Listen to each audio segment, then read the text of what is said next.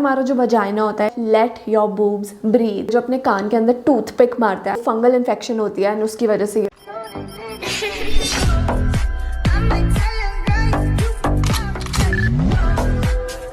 Hey guys, welcome back to my YouTube channel. If you are new here, this is Drishti Vora. So guys, आज की video बहुत ही ज़्यादा important है, specially for girls, because आज मैं आपको 10 hygiene tips देने वाली हूँ जिसके बारे में बहुत लड़कियाँ कंफ्यूज होती है, आधी से ज़्यादा को पता ही नहीं होता कि ये करना भी चाहिए, नहीं करना चाहिए। एंड ये सारी टिप्स आपकी पर्सनैलिटी डेवलपमेंट में बहुत ज़्यादा इंपॉर्टेंट होती है। So if you want to improve that, then please watch this video till the end, because मैंने सब कुछ इन डेप्थ आपको बताया है इस पे। Now without further ado, let's dive right into it. So guys, the first tip has to be your crown, which means your hair.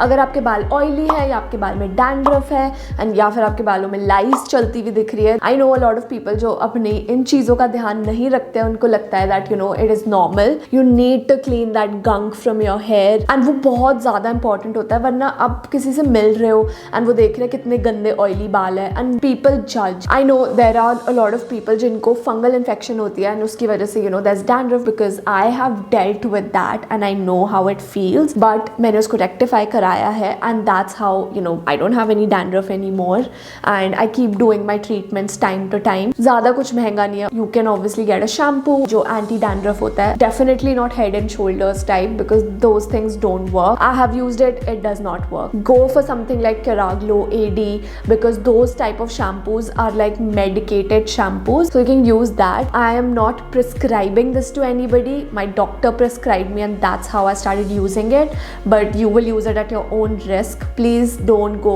by my words because मेरे को नहीं पता वो सबकी स्कैल्प पे कैसे रिएक्ट करेगा, मेरे को मेरे डॉक्टर ने बताया था इसलिए मैंने यूज किया। सो इसीलिए डैंड्रफ को रेक्टिफाई कराओ कि वो हो क्यों रहा है। सेकेंड, ऑयली बाल लेके मत जाओ बाहर, प्लीज़ 3 बार एटलीस्ट इन अ वीक अपने बालों को वॉश करो, बिकॉज सारा जो भी गंक होता है आपके बालों में वो निकलना चाहिए, वरना आपका हेयर फॉल होगा एंड एक दिन you will go bald and I am sure you guys do not want that. So make sure that आप इन 2 चीज़ों का ध्यान अच्छे से रखो। डैंड्रफ नहीं होना चाहिए, ऑयली बाल नहीं होने चाहिए, एंड तीसरी जो इंपॉर्टेंट चीज़ है लाइस, बिकॉज ये एक्चुअली बच्चों में ज़्यादा होता है। जैसे हम सबको हुआ है बचपन में, when we used to go to school, हम सबको लाइस होती थी, बट कुछ बड़े लोगों को भी होती है and you need to clean that guys, because trust me बहुत अनहाइजीनिक लगता है किसी के सर पे अगर आप कोई लाइस चलते हुए देख लो।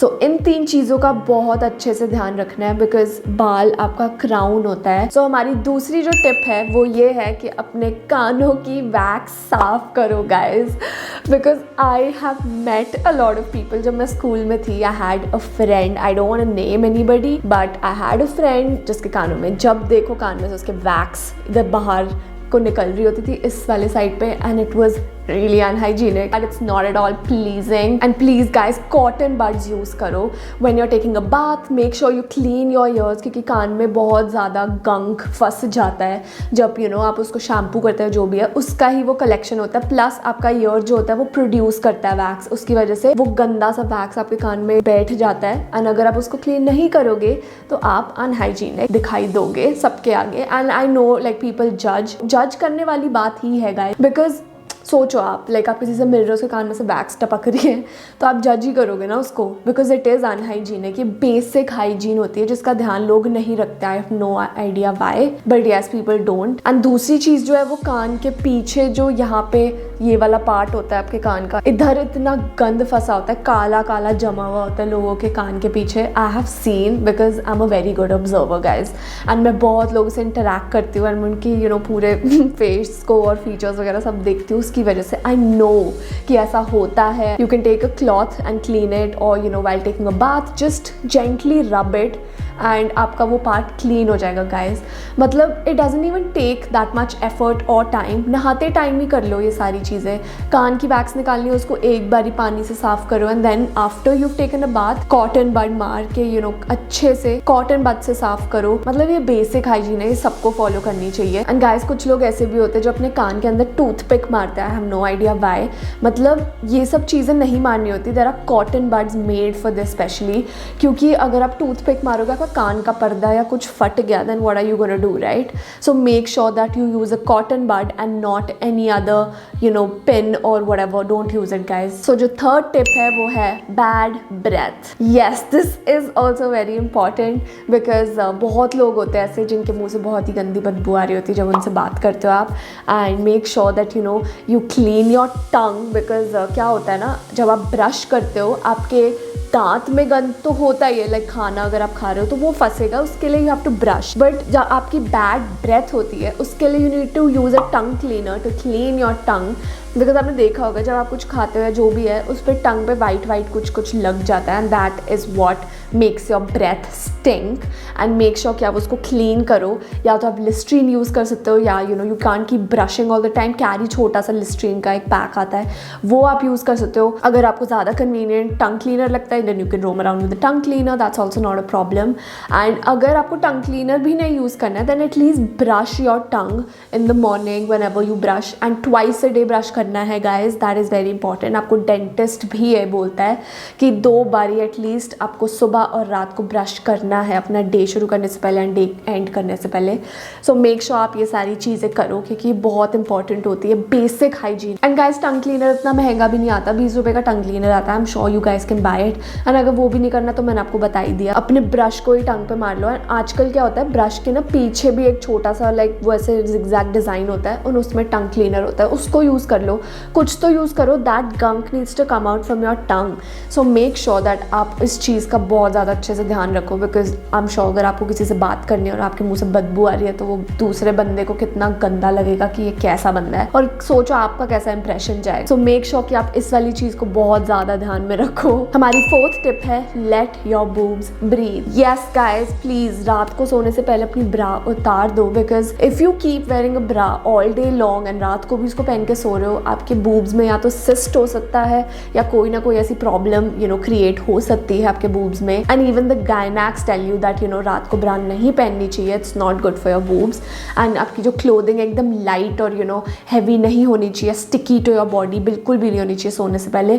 सो मेक श्योर कि आप लूज कपड़े पहनो and don't wear a bra before sleeping, take it off, do whatever but don't sleep with the bra on. And हमारी 5th टिप है अंडर आर्म्स। ये तो गाइस लड़कों के लिए भी जाता है, प्लीज अगर कोई लड़का इसको देख रहा है देन फॉलो दिस। आजकल मैं देख रही हूँ कि जैसे अगर if I am travelling in a public transport और व्हाटएवर, देन आई सी कि लोग पसीना तो आ ही रहा होता है उनको, उसके ऊपर वो डिओड्रेंट मार लेते हैं एंड ओ माय गॉड वो दोनों चीज़ें मिक्स होकर इतनी गंदी स्मेल क्रिएट करती हैं that it's unbearable guys, like unbearable. Please अगर आपके अंडर आर्म्स में ओडर है ईदर यूज़ अ फिटकरी बिकॉज वो चीज़ जो है वो परमानेंटली काइंड ऑफ रिमूव कर देती है आपके अंडर आर्म से। Even though I have not tried it but I have heard from a lot of people कि यस फिटकरी करने से कम हुई है हमारी अंडर आर्म्स की ओडर। फिटकरी यूज़ करो या तो कोई रोल ऑन यूज़ कर लो, सस्ता सा आता है गाइज, फा का रोल ऑन आता है 90 रुपीज़ का, आई am sure you can invest in that. And एक रोल ऑन ले लो बिकॉज उससे बिल्कुल भी आपकी स्मेल नहीं आएगी बॉडी से। अंडर आर्म्स एक ऐसी चीज़ होती है जिसको क्लीन रखना बहुत ज़रूरी है because you are travelling and आपको इतने सारे लोगों के बीच में खड़ा होना पड़ता है। सोचो अगर आप में से बदबू आ रही होगी तो पीपल आर गोना जज you like anything. So make sure कि आप अपने अंडर आर्म्स को या तो रेजर मार के साफ करो या तो गेट इट वैक्स्ड, बट अपने अंडर आर्म्स को प्लीज क्लीन रखो गाइज बिकॉज ये एक ऐसी जगह होती है जहाँ पे मतलब दिखती नहीं है वो ज़्यादा until unless you wear such revealing clothes, but ये चीज़ बहुत ज़्यादा हाइजीनिक रखने वाली है बिकॉज जो ऐसे हिडन पार्ट्स होते हैं वो सबसे ज़्यादा प्रॉब्लमैटिक पार्ट्स होते हैं, उनको साफ रखना इज़ वेरी इंपॉर्टेंट। तो हमारी जो 6th टिप है वो ये है कि हमारी जो नेवल होती है उसमें इतना गंद फंस जाता है गाइज, जब आप नहा रहे होते हो या कुछ भी कर रहे होते हैं you don't pay attention and don't clean it also, then वो सारा जो भी गंद होता है वो आपकी नेवल में जाके चिपक जाता है काला काला। That is very unhygienic specially for girls because if you are wearing a sari और you're wearing a crop top देन वो सारा गंद आपकी नेवल में से दिखेगा। सो मेक श्योर कि आप उस चीज़ को बहुत अच्छे से क्लीन रखो, या तो कोई वेट क्लॉथ यूज़ कर लो उससे राउंड राउंड करके अपने नेवल को साफ करो, या you can also use a cotton bud, oil लो कॉटन बड में and try to peel out all that gunk because वो बहुत ज़्यादा टफ होता है निकालना। Next is your private area down there. Yes, it is your kitty. So guys, उसको clean रखने के लिए you don't have to get any V-wash or any other intimate wash because मैंने बहुत लड़कियाँ देखी है जो ये सब ऑर्डर करके उसको नीचे यूज़ करती हैं। You do not have to do that guys because हमारा जो वजाइना होता है, it has a self cleaning mechanism and आपको उसमें करने की कुछ भी ज़रूरत नहीं है except for cleaning it with some water. And I know vagina पे जो वाइट क्रीम जैसा कुछ जम जाता है उसको क्लीन करना बहुत ज़रूरी है guys. If you think that's normal then it's not, because वो चीज़ ओडर फैलाती है आपकी बॉडी में एंड आपको खुद से स्मेल आएगी नीचे।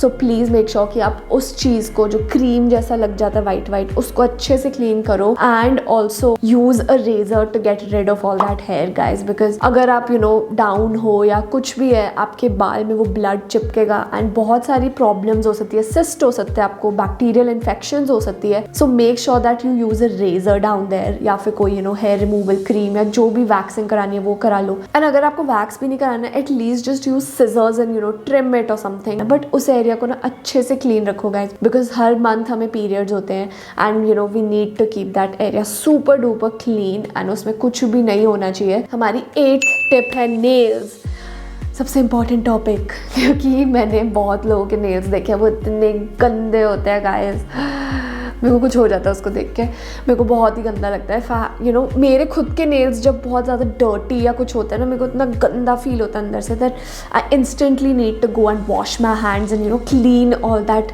गंक out of my nails and I just hate it. So please make sure कि आप अपने नेल्स को साफ रखो, बिकॉज मैंने बहुत लड़कियाँ देखी है नेल एक्सटेंशन कराती है, कोई प्रोडक्ट यूज़ करती है, नीचे सारा गंद जमा हुआ होता है उनके।